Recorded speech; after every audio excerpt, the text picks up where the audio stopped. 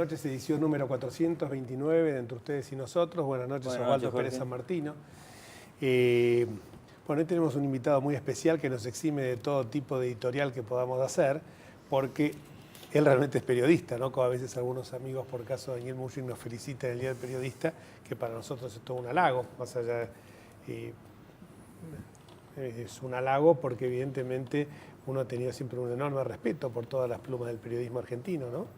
Desde tiempo inveterado hablábamos recién de La Nación, de algunos periodistas que pasaron por ese prestigioso matutino, y me vino alguien a la memoria, hablando de fútbol también, Atilio Cadorín, que era hincha de Vélez. Claro, empezó haciendo notas deportivas. Empezó haciendo notas deportivas. Bueno, muchos hubo, Nelson Castro también. Sí. Pero vamos a nuestro invitado de hoy, que es Mariano Barrio. Mariano, gracias por venir a nuestro programa. Mariano es periodista, como todos ustedes lo saben, del diario La Nación, destacado en Casa de Gobierno. Gracias por venir. Mariano. Muchas gracias a ustedes. Yo también empecé por deportes. ¿Ah, sí? Sí. No me digas. Sí.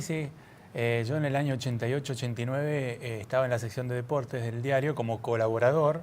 Éramos, digamos, varios colaboradores, íbamos a ver los partidos los sábados, domingos. Tengo un lindo recuerdo de haber trabajado en deportes. Muchos periodistas de todas las secciones de los diarios arrancan por deportes. Sobre todo era algo que se usaba mucho antes, ¿no? Ahora ya hay otros sistemas de incorporación, pero es un lindo comienzo para el periodismo deportivo, sí. Me viene a la memoria alguien que hacía la columna de los martes, temas de la ciudad, Norberto García Rosada, que también se inició en deportes, Claro. con los Pérez, con los García, ¿te acordás? Sí. Que la verdad que justo es reconocerlo a Norberto, que muchos de los proyectos que a lo largo de la gestión mía como subsecretario de Gobierno, como legislador, tuvieron anclaje en prédicas que él hacía de su columna de los martes, y que eran, por supuesto, muy comentadas Gran amigo, Norberto. Gran amigo. Sí. Atilio Cadorín también, un maestro para todos los periodistas políticos del diario La Nación, sí. Perdóname, antes de entrar en los temas políticos, La Nación ha tenido un cambio importante en los últimos días, que es que se mudó sus oficinas, creo que prácticamente todas, ¿no? Todas. A Vicente López. Sí, el Libertador 101. Uno asocia tanto a La Nación con la ciudad de Buenos Aires que los lectores todavía no nos acostumbramos a Ahora ese estamos cambio. justo al lado de la ciudad de Buenos Aires, estamos al lado de la General Paz. Así que justo a 101, así que es el primer edificio después de la General Paz. ¿Está todas las oficinas de La Nación ahí? Exactamente. de las todas. viejas oficinas de la calle San Martín. San Martín. Muy lindas oficinas, muy lindas, que muy bien quedaron, la verdad. Son muy cómodas, tienen una linda vista, ha sido un buen cambio. De las viejas oficinas de la calle San Martín, porque fue mi primer acercamiento a una redacción de un diario, de la mano de quien, no sé si fue profesor tuyo en el Colegio Nacional de Buenos Aires, profesor de literatura francesa, Juan Santos Balmalle, que era vicedirector de La Nación, nos llevó y nos regaló a cada uno de nosotros el linotipo de plomo, Ajá. con el nombre, hoy ya es una reliquia. Claro. Que era atrás de donde había sido la casa de Mitre, ¿no? Claro, sí, tenía también una salida por Florida, ¿no? Claro, que El tenía viejo local de la calle Florida donde estaban las pizarras. Pizarra donde la gente se enteraba a falta de internet. Claro, de las era el internet de aquel claro. momento, exactamente. Sí, No sí. sigamos más para atrás porque si Bueno, no yo es un viejazo. Cuando yo hacía las pizarras, después de ir a deportes, también pasé por una sección, que era la sección comunicaciones, en donde hacíamos las pizarras, que después iban a la calle Florida. Ya la hacíamos desde Buchar, desde el edificio de Buchar. Pero se tomaban los cables, las noticias más importantes, el editor decía cuáles tenían que ir, priorizaba la información, redactábamos las pizarras y iban a la calle Florida. Así que Sí, esto que parece arcaico era hasta hace no tanto. Y hasta hace algunos años, hasta la década del 90 existía. existió Sí. eso. Y había un grupo en la calle Florida de gente Que se juntaba, mirando incluso porque discutían, uno se Claro. actualizaba, bueno, sí. y discutían frente a la pizarra de La Nación, de la prensa. En Mar del Plata era muy común. Sí, en Mar del Plata también. En la Rambla, que nos enteramos de la noticia, en tiempo real nos llegaba el diario, tardaba por ahí, llegaba a la tarde el día siguiente, te enterabas de las noticias con cierto dislike, como se dice ahora, ¿no? Claro, sí. Mariano, primer tema que queremos abordar, la verdad que en las últimas horas circuló un video bastante, por cierto, fuerte de una actitud que había tenido Juan Cabandier con motivo de una infracción de tránsito cometida en Lomas de Zamora, y que esto tiene aristas que son interesantes de tocar, porque por un lado hay una clara violación a la intimidad, porque se está filmando a alguien sin el consentimiento de ese alguien. Por otro lado, esto parecía que era primero un alguien de gendarmería, ahora no era alguien vinculado, era un agente, pero de tránsito de Loma de Zamora. Y lo más grave de todo esto es haber chapeado por parte de Juan Cabandier con un cargo, haber señalado que se había bancado la dictadura, haber exhibido su condición de desaparecido en las últimas horas a alguien, un chico que estuvo, Reyerdo Tolosa, que también es hijo de desaparecidos. Él consideraba, con justa y bien ubicación, que esto no le daba un derecho a ser mejor o peor que nadie. Y creo que acá hay un libro muy revelador, el de Graciela Fernández Mejía, donde justamente pone muy en claro lo que fue, por cierto, un pasado doloroso. Lo que a uno realmente lo subleva es que alguien utilice un cargo para señalar que hay que aplicarle un correctivo a otra persona. La palabra correctivo además suena fuerte, se vincula con algún personal de alguna fuerza de seguridad. Esto era muy común en las comisarías, que algún personal policial hiciera vamos a aplicar un correctivo. Y todo esto revela una sociedad que realmente no solamente tiene una separación tajante y que está generando enfrentamientos permanentes, sino que también parecería que es una sociedad en la cual hay algunos que son más que otros. Y entonces el principio constitucional de que todos somos iguales ante la ley queda dinamitado. Por supuesto que uno piensa lo doloroso que ha sido, y por Dios que nunca me hubiera pasado a mí ser hijo de desaparecidos, o sea, no tener identidad hasta que en algún momento la podés recuperar, y todo el pasado doloroso que ello conlleva, pero tampoco eso le da derecho a tener una preeminencia sobre el resto de los ciudadanos. ¿Vos cómo ves esto?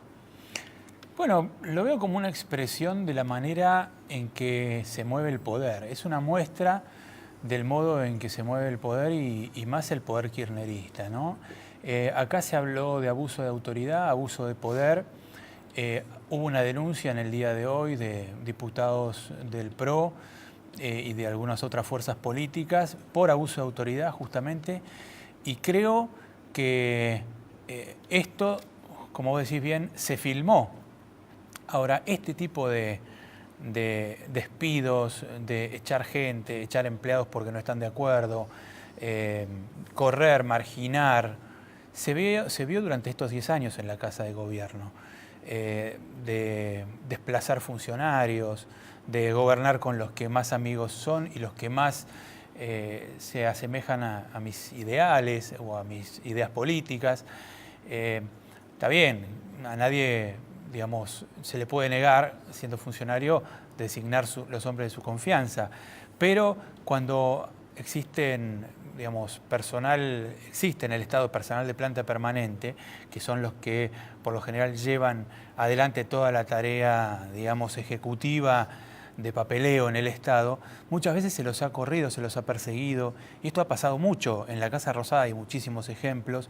Después no salen a la luz porque los propios afectados quedan atemorizados porque los corren a una oficina, a lo mejor en otra dirección, en otro lugar físico, geográfico, y lo que no quieren es que los echen directamente del Estado, entonces, o que los sigan persiguiendo, entonces tratan de no hablarlo, pero esto siempre se ha hecho, y en el kirchnerismo ha sido una constante. Ahora, yo creo que en el caso de lo que pasó con Cabandier, hay una filmación, es cierto, pero esta filmación se produce cuando ya Cabandier se había enojado con la gente de tránsito. Ahí empiezan a grabar, yo no sé si agravó un agente de la Gendarmería. Gendarmería parece que era. Ahí empieza a grabar. Y empieza a grabar justamente porque el diputado empieza a agredir a la empleada de la agente de tránsito, ¿no? Entonces, en este caso yo no lo considero una violación a la intimidad porque Cabandier es un personaje público, estaba en la vía pública, estaba cometiendo un atropello sobre una cuestión administrativa que es pública, y con lo cual aquí, digamos, me parece que entra en la general de la ley de una cámara que puede estar ubicada en cualquier sector de la ciudad, que puede estar... de esos famosos domos redondos. Claro, que puede estar detectando la comisión de cualquier delito, ¿no? Para eso están poniendo cámaras en todos los municipios, en todas las ciudades. Es una de las políticas. Uno trata de ser piadoso en esto, ¿no? Y quizás se aferra mucho a algunas normas y preceptos constitucionales o que hacen a los procedimientos. Pero es cierto lo que vos decís, la grabación no empieza en el momento en que se empezaría a cometer la infracción, que es cuando la gente demanda la documentación del coche. Exacto. Esto es muy común, te voy a decir, y no quiero hacer con estos nombres, pero en alguna oportunidad, gente que la detuvieron por controles de alcoholemia, funcionarios, chapearon. O no quiero decirlo, pero... Estamos pensando en la misma persona. ¿En mí? No, en una persona que... No, a mí me pasó. Ah. A mí me pasó con un pequeño diferencia de alcohol en sangre. Y cuando alguien se dio cuenta, yo no era nada más diputado, pero se dio cuenta que había sido diputado, me dice, era cero, para los televidentes que se queden tranquilos, no, 0,52 era. Estaba al margen un poquito. Y entonces, cuando me detienen, digo, no, por Dios, se le hace la infracción como corresponde. Me secuestraron el coche, me dijeron, vaya a dar una vuelta, vaya a tomar algo. Bueno, y tuve 2 horas, era la 1 y pico de la mañana. Y hubo otros 2 casos, voy a contar los que no se retomaron, los que no se revelaron, que fueron, y 2 por 3 los diarios lo ponen, no solo en el ejemplo autorreferencialmente que estoy dando, sino el de Martín Lustó y el de José María Díaz Bancalari. O sea que como que lo habían aceptado, pero simultáneamente hay una catarata de funcionarios y de cosas que le echan la culpa al vino que le dieron que estaba malo. Entonces, es como que hay es que parecería que el que tiene el poder se siente con derechos sobre todos los demás. Sí, acá quizá agravado por el hecho de que apeló a su condición de hijo de desaparecido. Claro. Y como que él ¿qué es esa frase que no me banqué la dictadura? Primero que era un chico él cuando la dictadura ocurrió. Además que en nombre de los derechos humanos pretender violar la ley o pretender tener algún tipo de privilegios es precisamente la mayor contradicción que puede haber. Ni hablar, ni hablar. Y pasó desapercibido, perdón, sí, un tuit que él envió el otro día donde decía, entre la civilización y la barbarie, elijo la barbarie. Increíble, porque fue la barbarie la que generó el drama de su vida. En la barbarie no hay debido proceso, en la barbarie está bien lo que le pasó a él. Seguro. Absolutamente, creo que una aberración haber chapeado. Primero, él al decir yo no chapeé con que soy diputado, ya está chapeando. Claro. Está planteando su Claro. preeminencia como funcionario y demás. Después que trató de boluda a la gente y después quiso aparentar como que era una conversación privada. Dijo, si la escuchaste no es problema mío, fue una conversación privada. Bueno, después apelar a su condición de hijo de desaparecidos, que no fue algo que él se bancó, sino fue una desgracia personal, una tragedia personal que él sufrió, que es muy distinto a bancarse una dictadura. La tragedia personal realmente le puede ocurrir a cualquiera, de hecho le ocurrió a cientos de chicos, por suerte hay más de 100 chicos que ya han sido encontrados por sus abuelas y por sus familiares, pero no podés adjudicar a eso tu superioridad sobre un agente de tránsito. Y menos que menos decir que yo banco a los que quieren, a los HDP que quieren arruinar a este país. Primero le salió mal la frase, porque pareciera que está bancando a los Kirchner, que son los que están haciendo bosta a este país, ¿no? Según la frase textual, si las tomás, en realidad está diciendo que los Kirchner están arruinando este país. Pero, digamos, si vos tomás lo que él quiso decir, no tiene nada que ver. Que tiene que ver que él haga un trabajo como diputado y esté orgulloso de su trabajo con que no pueda ser, digamos, multado o con que insulte a un agente de tránsito.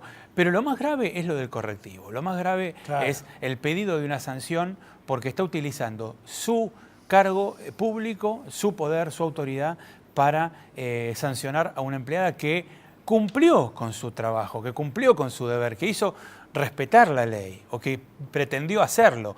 Y también no olvidemos que es muy grave lo que hizo Martín Insaurralde, el intendente de Loma de Zamora, porque le hizo caso y la despidió. La despidió en una cédula, con una cédula en donde le dicen que se va a partir del 1 de agosto, esto ya ocurrió, el 1 de agosto hace 2 meses, se va a terminar su contrato y ni siquiera mencionan, ni por un atisbo, que ella haya intentado coimear, que ella haya cometido algún tipo de infracción, ningún tipo de falta a su función pública. Con lo cual, todo lo que después dijo Cabandier se cae por sí solo, porque Cabandier dijo que lo habían intentado coimear, que esto había sido un intento, digamos, de extorsión, una serie de barbaridades que no están escritas en la resolución por la cual despidieron a esta chica. Seguramente ahora, como ya se está rumoreando, Insaurralde la retoma de vuelta seguramente en su municipio, van a intentar retrotraer este papelón y tratar de... Sí, ya Cabandier está pidiendo disculpas, pero tarde, la responsabilidad es tan grande de un funcionario. La estrategia es ahora que se termine el escándalo en un par de días, ¿no? Entonces, reincorporando a la chica, a la empleada, seguramente en el gobierno están especulando con que el caso se deja de hablar en un par de días. Ahora, ¿qué efecto tendrá electoral? Habrá que ver. ¿Después de la pausa? Sí, sí, sí. Vamos a la pausa.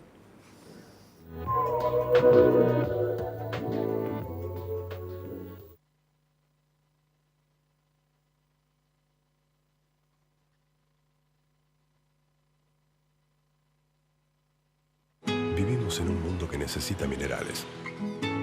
Pero sabemos que, antes que nada, necesitamos un mundo donde vivir. Cámara Argentina de Empresarios Mineros. Por una minería limpia, segura y sustentable.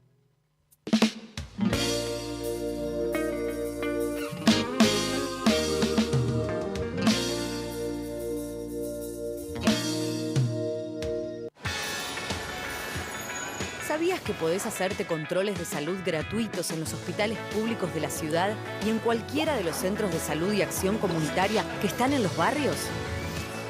En la ciudad, la salud es prioridad. Por eso es pública, gratuita y de calidad. Buenos Aires Ciudad. En todo estás vos.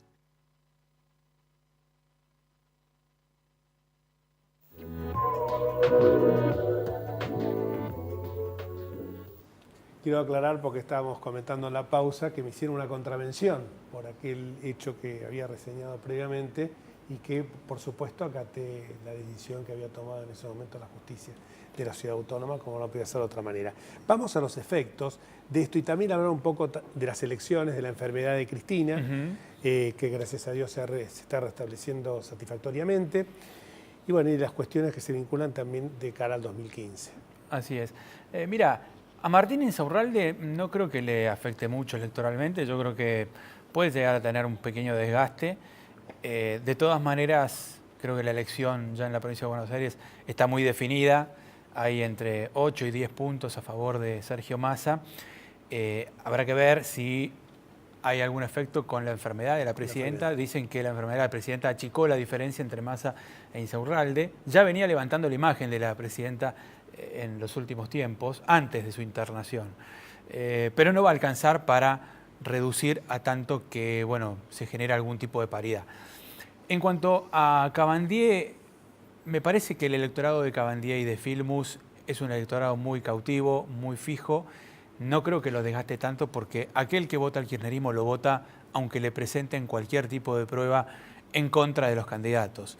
Con lo cual no creo que haya un gran efecto electoral. Ahora, pero si Filmus llega a perder la senaduría contra Pino Solanas, digamos, pongamos este escenario, porque ahora lo que está en juego en Capital Federal no es quién sale primero, lo que está en juego es quién sale segundo, porque ese es el dato político interesante, porque el que salga segundo va a obtener una banca, que va a ser la tercera banca, que es la banca por la minoría, porque el que sale primero, que seguramente será Gabriela Michetti, va a obtener 2 bancas. El que sale segundo obtiene la tercera banca.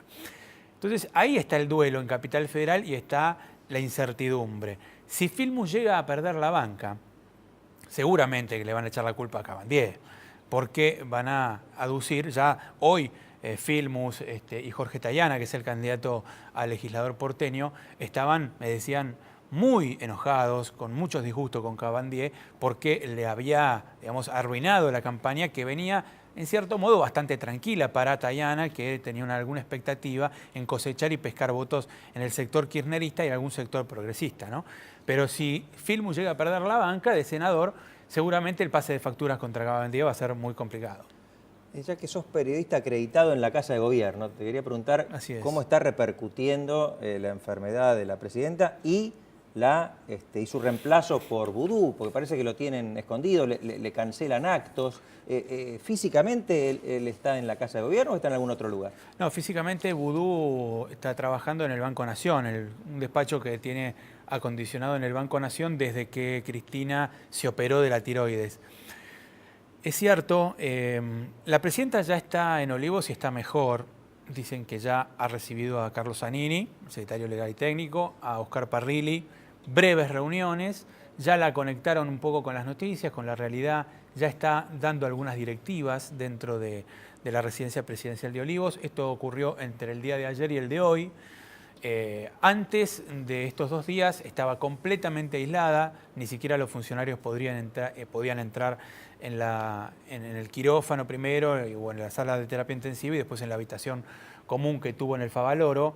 ¿Por qué? Porque necesitaba un extremo reposo, mucha tranquilidad, necesitaba la presidenta estar completamente aislada en condiciones de asepsia absoluta. Entonces solamente podían entrar los hijos y la madre, ¿no?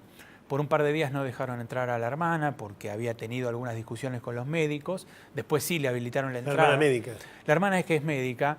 La hermana quiso, antes de que fuera operada en el Favaloro, aparentemente quería que se hicieran otras consultas con otros médicos en otras clínicas y que eventualmente se evaluara dónde operarla, que no necesariamente tenía que ser en el Favaloro. Algunos dicen que podía ser en el Fleni, pero finalmente fue en el Favaloro, el equipo médico se impuso, pero estas fueron discusiones familiares. Hay un médico ahí que es excluyente, que es, bueno, aparte que lo conozco bastante, que es Facundo Manes, claro, que es especialista justamente en el estudio del cerebro y de la Fundación INECO, y realmente es un tipo que creo que es de lo mejor que hay en el país, sin demérito a otros neurólogos, ¿no? Claro, claro.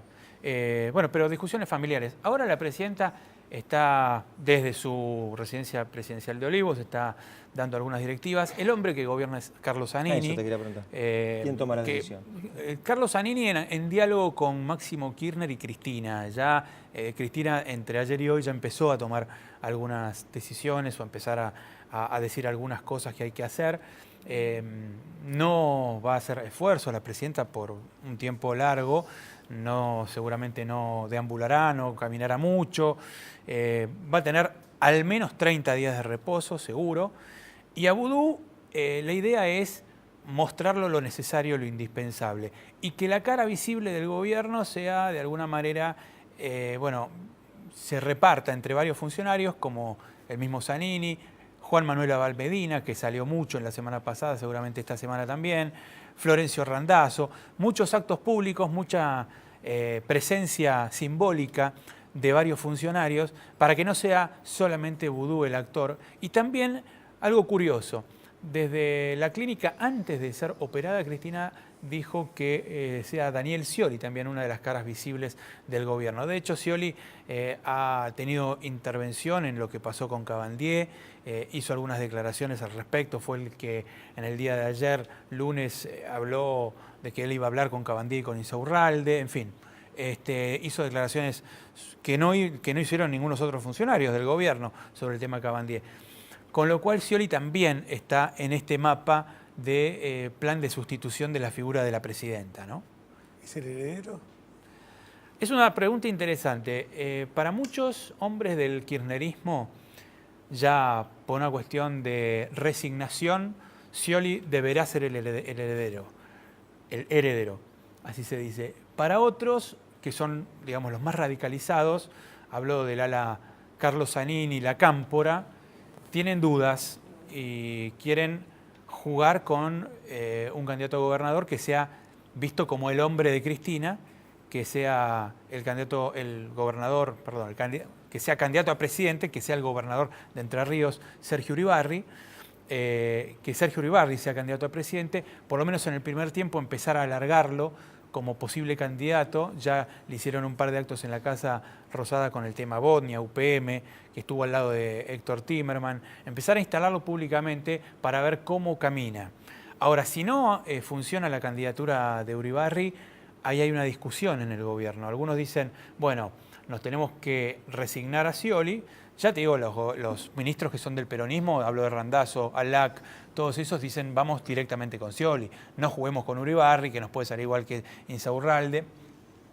Pero algunos que son de la política más íntima dicen que hay que jugar con Uribarri y después ver si no anda, ver si conviene ir con Scioli o dividir al peronismo en el año 2015 ¿para qué? Para que el peronismo no quede en manos ni de Massa, ni de Scioli, ni de ningún líder que lo controle con mano de hierro y que en cambio se acrecienten las posibilidades de candidato a presidente o de que gane un candidato a presidente opositor. Para volver en el 2019. Claro, porque un candidato opositor, dicen estos, digamos, señores radicalizados del gobierno, podría hacerles el favor de hacer el trabajo sucio del ajuste y encima poder criticarlo por hacer el ajuste. Es decir, un Macri asume y seguramente va a tener que resolver el déficit fiscal, el tema de la deuda, el tema de las reservas, el tema de los dólares, el cepo cambiario, para eso el tema del tipo de cambio. Para eso el gobierno dice, bueno, van a tener que hacer un ajuste y como va a ser el gobierno del ajuste, nosotros vamos a estar enfrente tirando piedras, ¿no? Jugar a perder. Es lo que más o menos hizo Menem con De la Rúa, dicen algunos, que Menem favoreció a que ganara un De la Rúa porque sabía que el gobierno siguiente iba a tener un trabajo muy fuerte y con eso no le dejó el peronismo a ningún líder, porque al perder Duhalde en el 99 el peronismo quedó dividido. Bueno, un poco sería el esquema que algunos dentro del círculo íntimo de Cristina piensan, ¿no? Muchísimas gracias, Mariano. Realmente cuando uno tiene un invitado como Mariano Barrio da para 2 horas el programa. No lo decimos habitualmente esto, ¿no? Pero realmente quedamos muy cortos con los temas. Muchas gracias. Y nosotros nos vamos hasta el próximo martes, si Dios quiere. Chao.